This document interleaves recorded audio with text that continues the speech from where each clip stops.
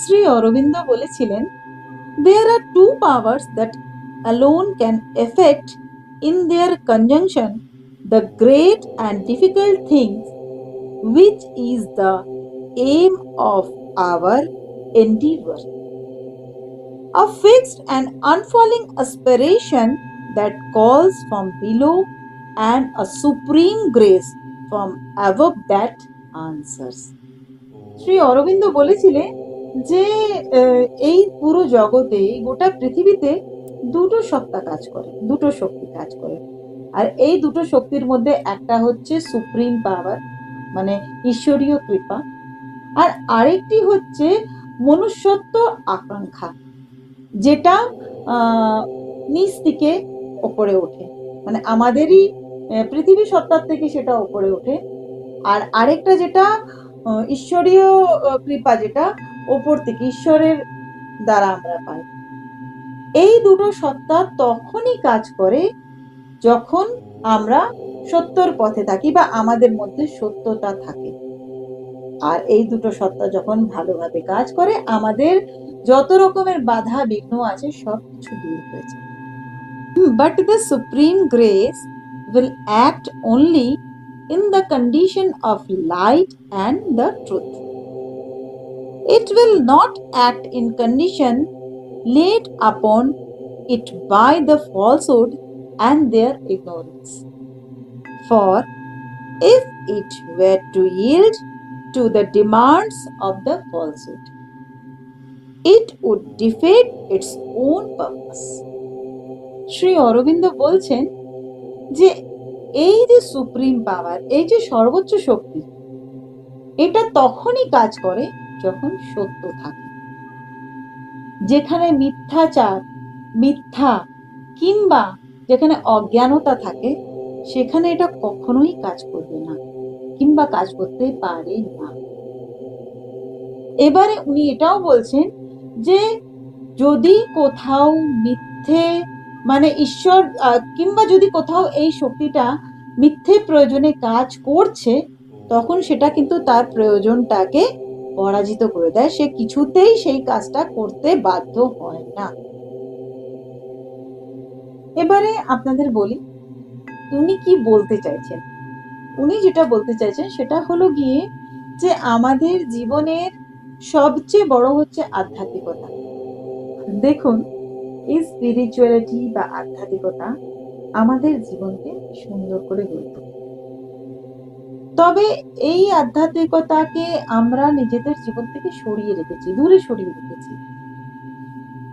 কিন্তু এই স্পিরিচুয়ালিটিকে যদি আমরা নিজের জীবনে অ্যাকসেপ্ট করি, নিজের জীবনে রাখি, তাহলে আমাদের জীবনটাকে আমরা যেভাবে চাইবো আরো ভালো করে, আরো সুন্দর করে গড়ে তুলতে পারবো।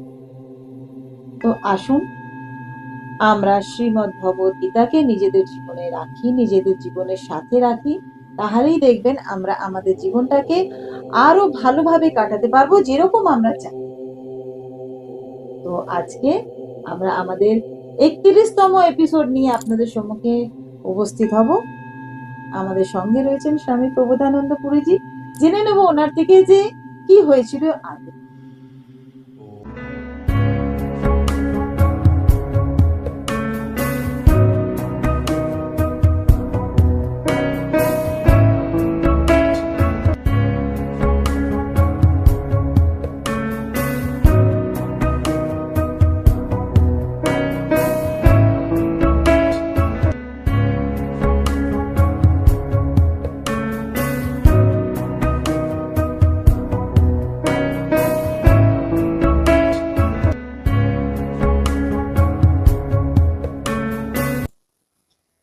সবাইকে নমস্কার জানাই।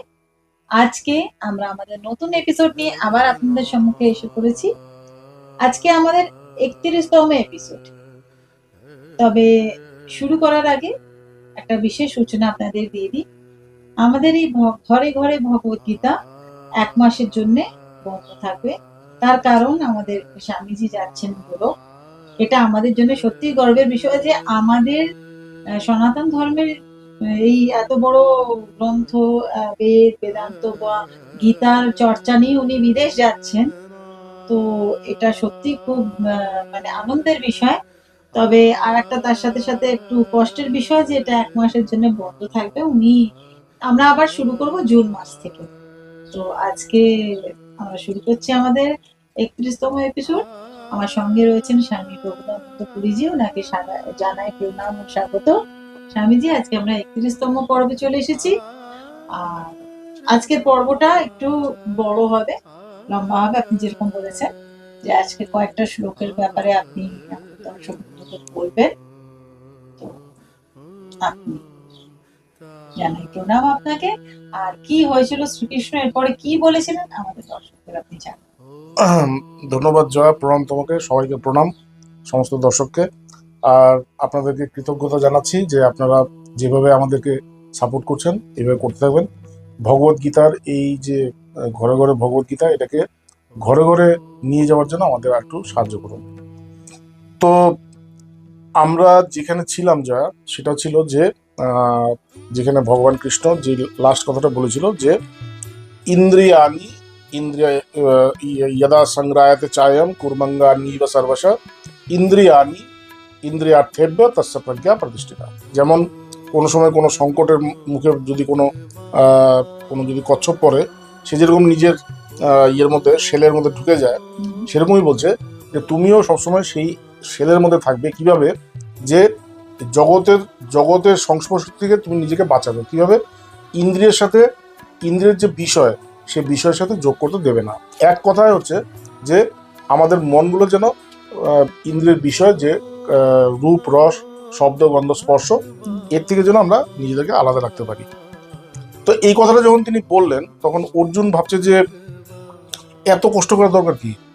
আমি যদি জগৎ ব্যবহার না করি, যেমন আমার খেলে, আমি যদি খাই, আমি বেশি খাই, বেশি খেলে আমার শরীর খারাপ হয়, খাওয়াতে আমার আসক্তি বাড়ে, তাতে আমার শরীর খারাপ। আমি যদি খাওয়া বন্ধ করে দিই, আমি যদি না খাই, তো অর্জুন ভাবছে যে এত কষ্ট না করে আমরা যদি নিজেদেরকে বিষয় থেকে আলাদা করে রাখি, তাহলে তো হয়ে গেল।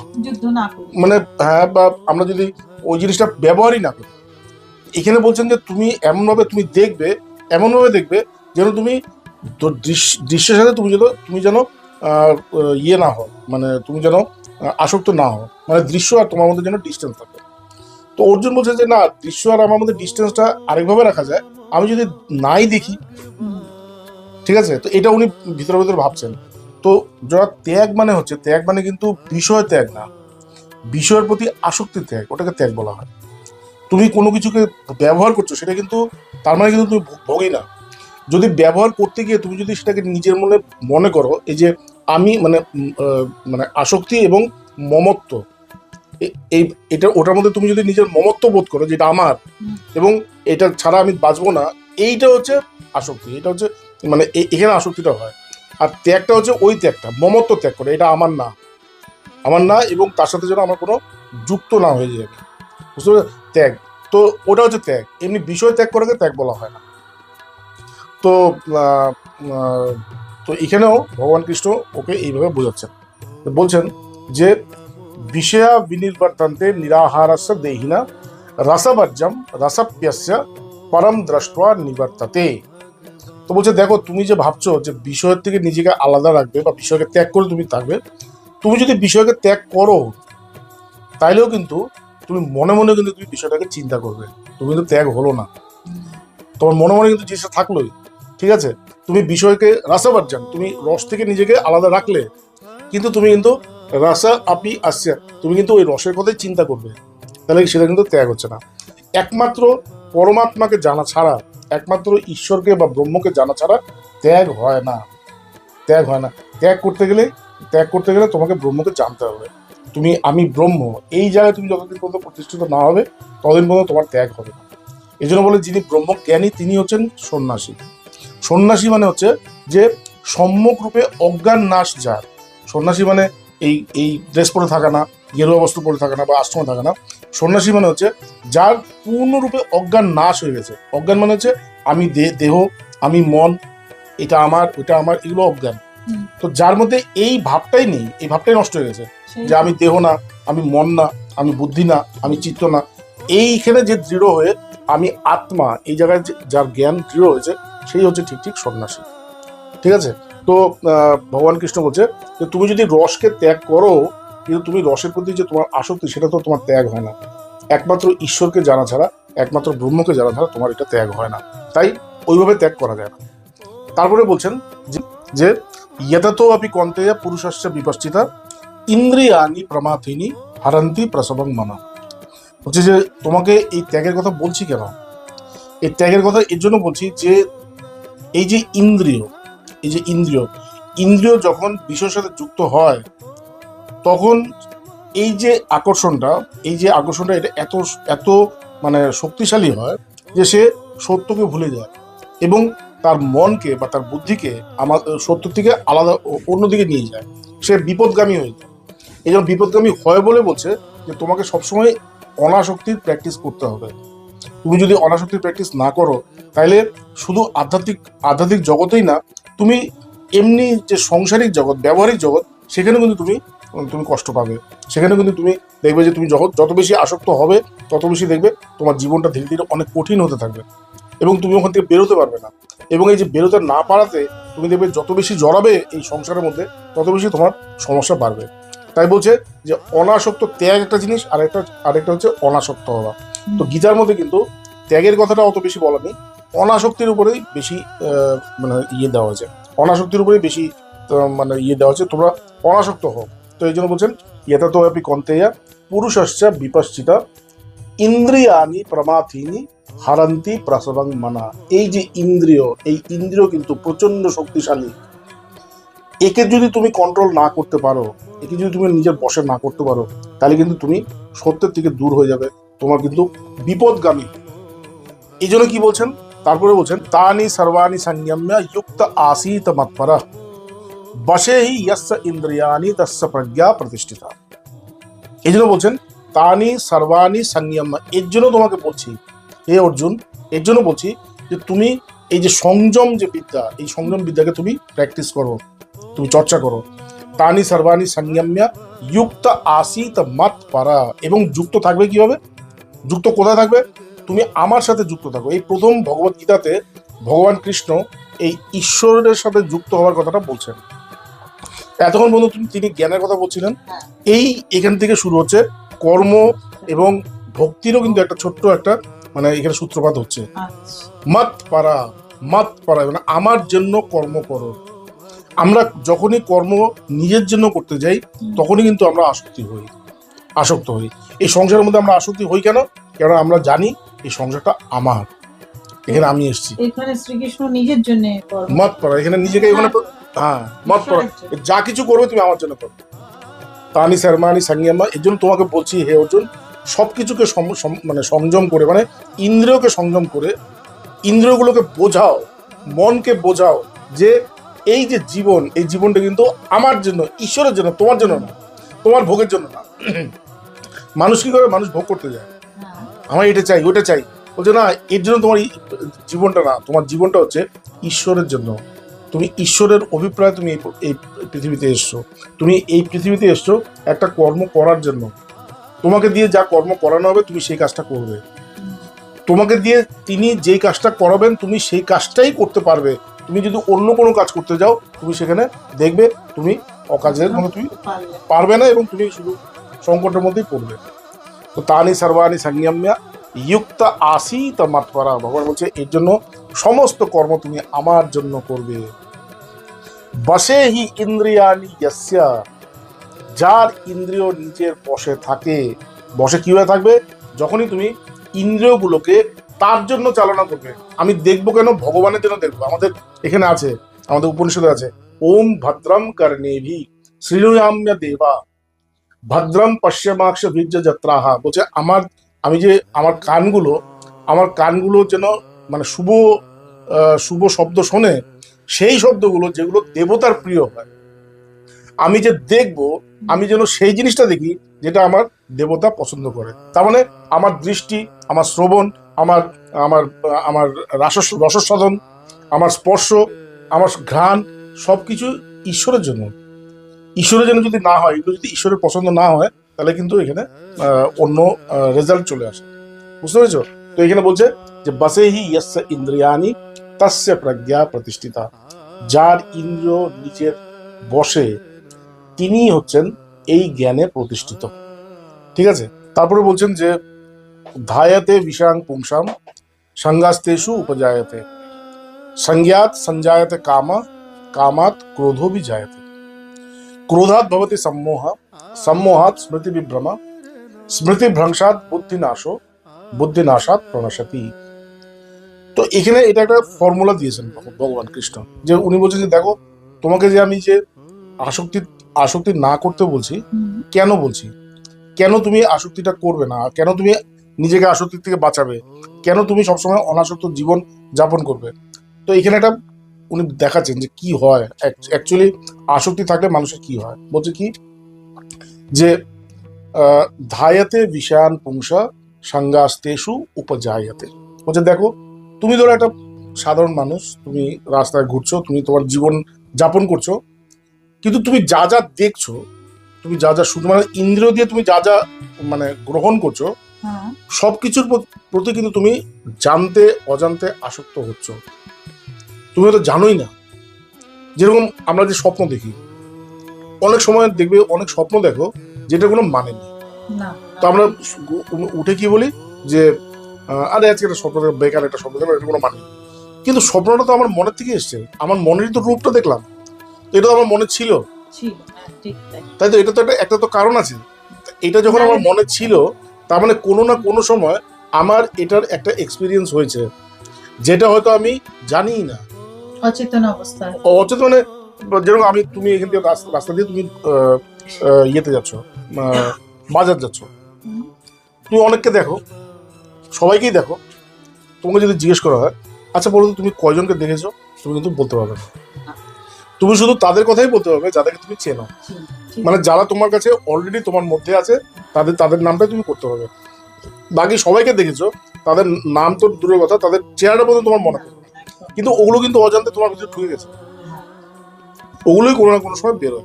তো ঢুকে গেছে মানে তুমি অজান্তেই তুমি যুক্ত হয়ে গেছো ওদের সাথে। ঠিক আছে, তো বলছে ধায়াতে বিষাং পুংসা সঙ্গাস্তেষু উপজায়তে। যখন তুমি তোমার জীবন যাপন করছো, তুমি জানতে বা অজান্তেই তোমার মধ্যে মানে এই যে আসক্তি, ওটা জন্ম নিচ্ছে, মানে তোমার সবকিছুর সাথে আসক্তি হয়ে যাচ্ছে। আসক্তিতে কি হয়? সংজ্ঞাত সঞ্জায়তে কামা, আসক্তির থেকে তোমার মধ্যে কামনা ডেভেলপ করে, তোমার মধ্যে কামনা, ইচ্ছা, ওই জিনিসটার প্রতি ইচ্ছা হয়, পাওয়ার। আমি একটা টিভি দেখলাম, বড় টিভি, 4 লাখ টাকার দাম একটা টিভি দেখলাম, দারুণ টিভি দেখলাম, দেখার পরে কিন্তু আমার ভিতরে একটা ইচ্ছা হবে যে কিনবো, পারি না পারি কিন্তু ইচ্ছাটা তো হতে পারে। গাড়ি দেখলাম একটা, ধরো 4 কোটি টাকার গাড়ি দেখলাম, 4 কোটি টাকার জীবনে কোনো দেখিনি, কিন্তু মনের মধ্যে ইচ্ছা তো উঠতে পারে। তো যখনই আসক্তি তখনই কিন্তু ইচ্ছা, কামনা। এবার এই যে কামনা, এই কামনা হচ্ছে জীবনের সবচাইতে বড় পাপ।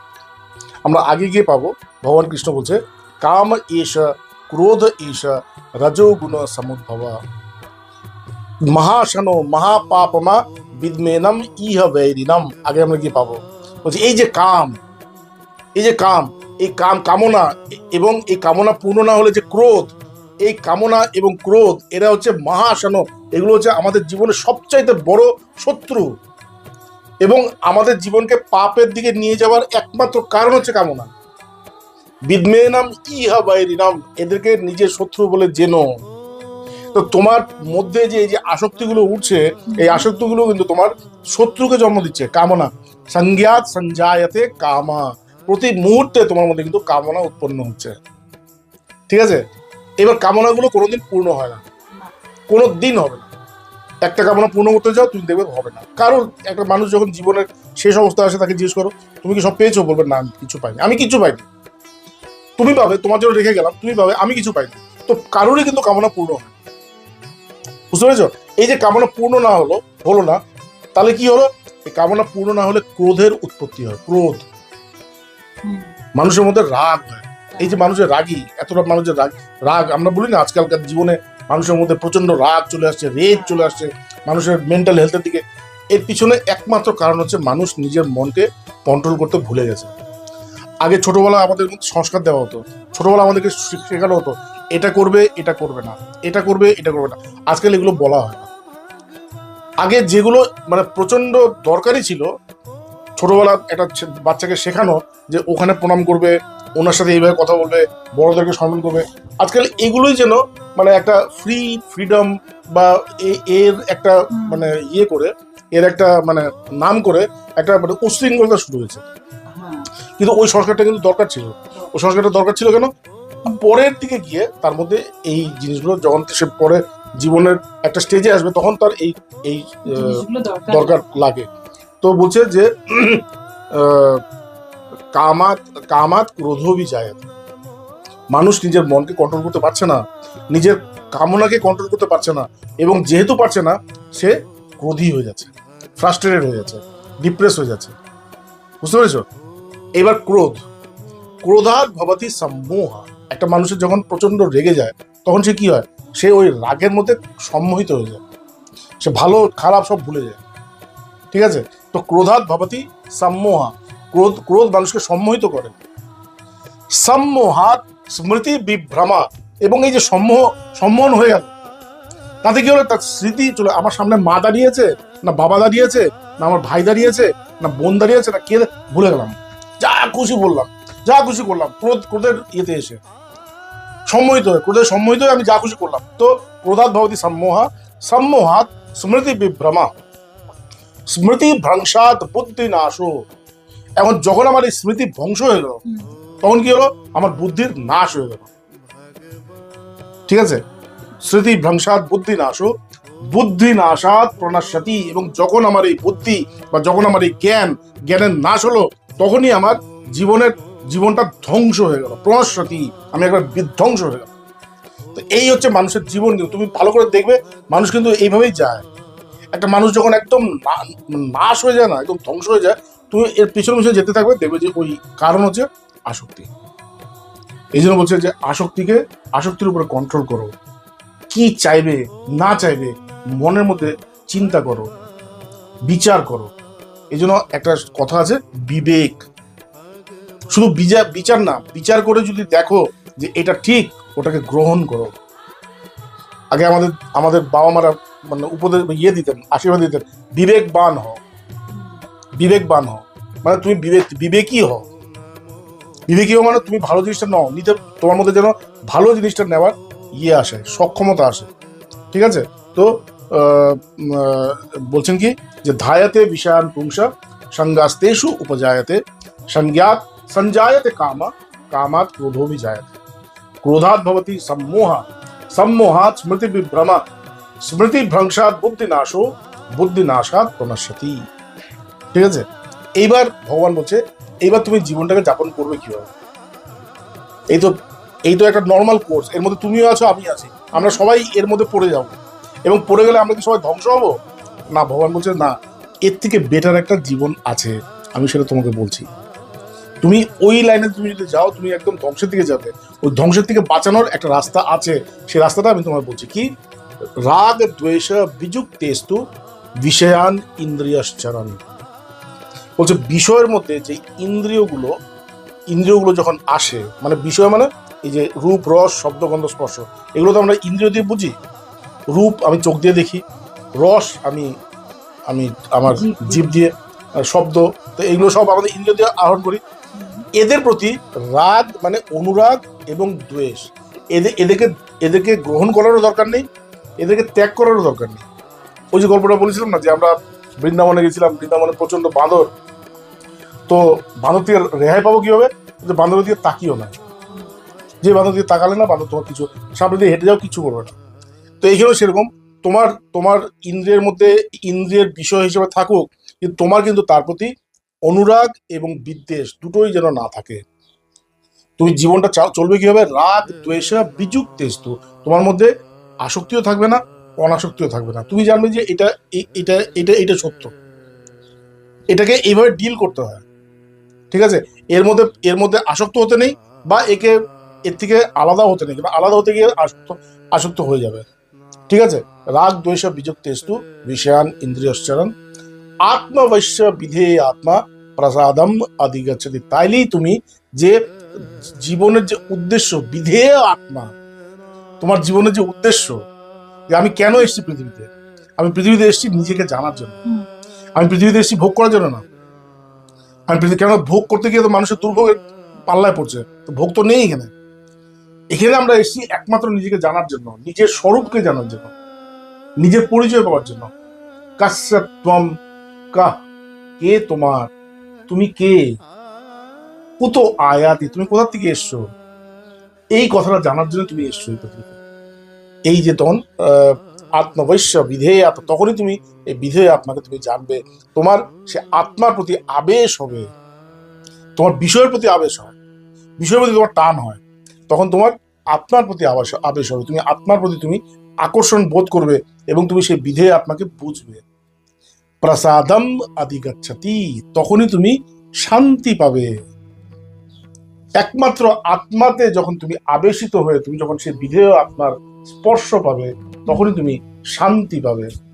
ঠিক আছে? রাগ দ্বেষ বিযুক্তেস্তু বিষয়ান ইন্দ্রিয়াশ্চরণ আত্মবৈশ্য বিধেয় আত্মা প্রসাদম আদিগচ্ছতি। তারপরে কি বলছে? প্রসাদে সর্ব দুঃখানাম, এই যে শান্তি, এই যে শান্তিটা পাচ্ছি, এটাতে কি হচ্ছে? সমস্ত দুঃখ, মানে তোমার জীবনে যত দুঃখ আছে, এবার দুঃখ একটা আমার দুঃখ, আরেকটা হচ্ছে আমার মায়ের দুঃখ। মায়ের দুঃখটা তো আমার দুঃখ, আর তুমি যখন দেখছো তোমার মায়ের কষ্ট পাচ্ছে, তখন তোমার কি হয়? তোমার কষ্ট হয়। তারপরে তোমার দুঃখটা কিন্তু, আমাদের দুঃখটা কিন্তু শুধু আমাদের দুঃখ না, আমাদের মন বা শরীরের দুঃখ না, আমাদের আশেপাশে আমরা যাদের সাথে যুক্ত হয়ে আছি তাদের দুঃখটাও কিন্তু আমাদের দুঃখ, তাই না? তোমার বোন বা তোমার ভাই বা তোমার মা, তোমার অফিসের কলিগ, তোমার কেউ যাকে তুমি চেনো, তারা যদি দুঃখে থাকে তোমার সাথে দুঃখ হয়। ঠিক আছে? তো কি বলছে? যে প্রসাদম সর্ব দুঃখানাম হানি রস্যোপজায়তে, এই যে শান্তি, এই শান্তিতে কি হয়? সমস্ত দুঃখের অবসান হয়, হানি হয়ে যায়।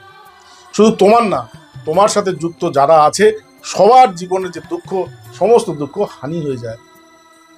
ঠিক আছে? প্রসাদম সর্ব দুঃখানাম হানি রস্যোপজায়তে প্রসন্ন চিত্তে চেতসে হাসু বুদ্ধির পর্যবতিষ্ঠতে, এবং তখন তোমার মন প্রসন্ন চিত্ত হয়ে যায়, আনন্দে তোমার মনের মধ্যে আনন্দ হয়ে যায়, এবং তুমি সেই জ্ঞানকে প্রাপ্ত হও, তুমি তখন জ্ঞানে প্রতিষ্ঠিত হও। ঠিক আছে? তারপরে তিনি বলছেন লাস্ট, আজকে একটু বেশি হলো কারণ কালকে আমি চলে যাচ্ছি, আজকে একটু বলছে যে প্রসন্ন চেতসে হাসু বুদ্ধির পর্যবতিষ্ঠতে। তারপরে কি বলছেন? নাস্তি বুদ্ধির যুক্তস্য নচা যুক্তস্য ভাবনা নচা ভাব যত শান্তি অশান্তস্য কুতো সুখম। বলছে নাস্তি বুদ্ধির যুক্তস্য, যদি তুমি জ্ঞানের সাথে, এইখানে বলছে যে তুমি রাগ দ্বেষ বিযুক্তেস্তু বিষয়ান ইন্দ্রিয়াশ্চরণ আত্মবৈশ্য বিধেয় আত্মা প্রসাদম অধিগচ্ছতি প্রসাদে সর্ব দুঃখানাম জ্ঞানীরস্যোপজায়তে প্রসন্ন চেতসে হাসু বুদ্ধির পর্যবতিষ্ঠতে। তুমি তখন জ্ঞানে প্রতিষ্ঠিত হলে। বলছে তুমি যদি জ্ঞানে প্রতিষ্ঠিত না হও তাহলে কি হবে? ঠিক আছে? আমরা যদি জ্ঞানে প্রতিষ্ঠিত না হই তাহলে কি হবে? নাস্তির বুদ্ধির যুক্তস্য, যদি তুমি বুদ্ধি বা জ্ঞানে যদি যুক্ত না হও তাহলে কি হবে? নচা যুক্তস্য ভাবনা, তাহলে তুমি জীবনে কোনোদিন ধ্যান করতে পারবে না, তোমার মন কোনোদিন শান্ত হবে না, স্থির হবে না। তোমার মন যদি আত্মার সাথে যুক্ত না হয়, জ্ঞানের সাথে যুক্ত না হয়, তুমি যদি জ্ঞানী না হও তাহলে তুমি ধ্যানই হতে পারবে না, তোমার মন কোনোদিন ধ্যান করতে পারবে না, শান্ত হবে না, একাগ্র হবে না। নাস্তির বুদ্ধি যুক্তস্য নচা যুক্তস্য ভাবনা নচা ভাব যত শান্তি। আর যদি তুমি ধ্যান করতে না পারো তুমি কিভাবে শান্তি পাবে? শান্তি পাবে না। অশান্তস্য কুতো সুখম, আর তোমার যদি শান্তি না হয় তোমার সুখ কোথায়? জীবনে আমরা তো সবাই সুখ পেতে চাই, আমি যেন সুখী হই, আমরা সবাই বলি আমি যদি সুখী হই। যদি তুমি শান্ত না হও তুমি সুখী হবে কি হবে? তোমার কাছে হয়তো একটা খাট আছে, খাটটার দাম 10 লাখ টাকা, খুব সুন্দর খাট, কিন্তু তোমার রাত্রে ঘুম নেই, ওই খাটের কোনো দাম আছে? এর থেকে ভালো ওই বিশ্বনাথ গলিতে ওই যে ইয়ের মধ্যে ওই ইয়েতে পড়ে রাস্তার মধ্যে ওই ফুটপাতে যে লোকটা শুয়ে ঘুমিয়ে আছে, অগর ঘুমিয়ে আছে, তার ঘুমটা বেশি দামি না? আমার কাছে এত কোটি কোটি টাকার দামে আমার কাছে শার্ট প্যান্ট, হ্যাঁ, গাড়ি বাড়ি সবকিছু আছে, কিন্তু মনে আমার শান্তি কোথায়? তাহলে ওগুলোর কি দাম? কোনো দাম নেই। এর থেকে যে বসে আছে চুপচাপ, সে তার জীবন আমার থেকে অনেক বেশি। ঠিক আছে? নচা ভাব যত শান্তি অশান্তস্য কুতো সুখম। এই জন্য জীবনের উদ্দেশ্য হচ্ছে শান্তিকে প্রাপ্ত করা, সুখকে না। তো আজকে আমরা এখানেই স্টপ করছি। আমাদের নেক্সট এপিসোড আমরা আবার জুন মাসে করব। ঠিক তাই স্বামীজি, খুব ভালো লাগলো। আজকের এপিসোডটা হলো একটু বড়, কিন্তু অনেকেই আমাদের লিখেছেন যে এপিসোডগুলো আপনাদের একটু বড় হলে আমাদের ভালো লাগে। তো আজকে যারা চান যে এপিসোডগুলো আমাদের একটু লম্বা হোক, বড় হোক, তারা খুব খুশি হয়েছে নিশ্চয়ই যে আজকের এপিসোডটা আমাদের বড় হয়েছে। আর আমরা আবার 1 মাস পরে আপনাদের সাথে দেখা করব। ততদিনের জন্য আমাদের এই ঘরে ঘরে ভগবদ্গীতাটা বন্ধ থাকবে। তার জন্য একটু কি কষ্ট সবারই হচ্ছে, আমারও হচ্ছে, আপনাদেরও হচ্ছে, কিন্তু কিছু করার উপায় নেই। স্বামীজি একটা বিরাট কাজের জন্য ইউরোপ যাচ্ছেন, আর আপনারা সবাই মানে ভালো ওনার জন্য উইশ করুন যে উনি নিজের এই কাজটা করে আসুন। তাহলে আমাদের নেক্সট যে এপিসোডগুলো হবে ওগুলো আরো ভালোভাবে আমরা একটা নতুন এনার্জি নিয়ে আপনাদের সামনে আবার আসবো। তো আজকে আসি, আর খুব শীঘ্রই আমরা আসবো। নমস্কার, সবাইকে প্রণাম। প্রণাম।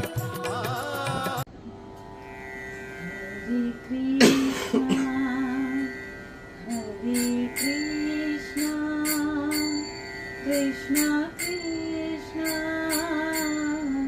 হরে হরে, হরে রাম হরে রাম, রাম রাম হরে হরে, হরে কৃষ্ণ হরে কৃষ্ণ, কৃষ্ণ কৃষ্ণ হরে হরে, হরে রাম